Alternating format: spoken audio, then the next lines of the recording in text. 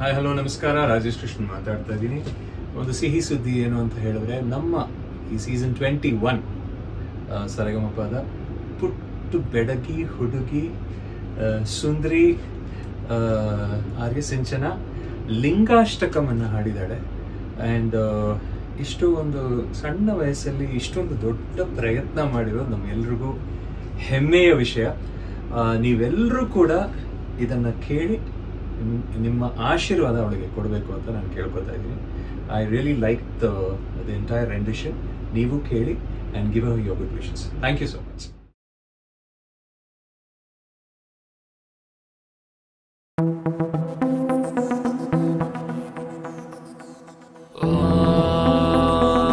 तत्पुरुषाय विद्महे महादेवाय धीमहि तन्नो रुद्र प्रचोदयात्.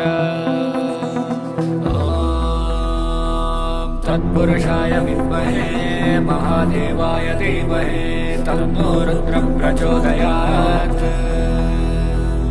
ब्रह्ममुरारिसुरार्चितलिङ्गं निर्मलभाषित शोभितलिङ्गं जन्मजदुःखविनाशकलिङ्गं तत्प्रणमामि सदा शिवलिङ्गम्. देवमुनिप्रवराजितलिङ्गं कामदहनकरुणाकरलिङ्गं रावणदर्पविनाशकलिङ्गं तत्प्रणमामि सदा शिवलिङ्गम्.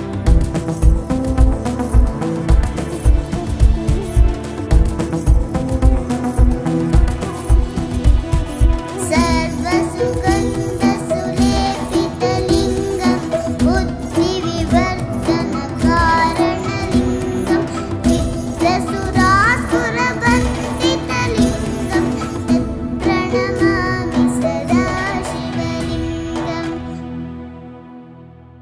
कनकमहामणिभूषितलिङ्गं फणिपतिवेष्टितशोभितलिङ्गं दक्षसुयज्ञविनाशकलिङ्गं तत्प्रणमामि सदा शिवलिङ्गम्. कुङ्कुमचन्दनलेपितलिङ्गं पङ्कजहार सुशोभितलिङ्गं सञ्चितपापविनाशकलिङ्गं तत्प्रणमामि सदा शिवलिङ्गम्.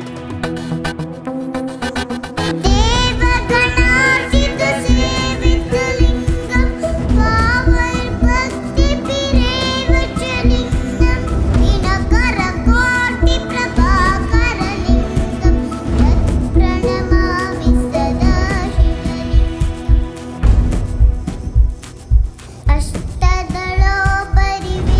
अष्टदलोपरिवेष्टितलिङ्गं सर्वसमुद्भवकारणलिङ्गं अष्टदरिद्रविनाशकलिङ्गं तत्प्रणमामि सदा शिवलिङ्गम्.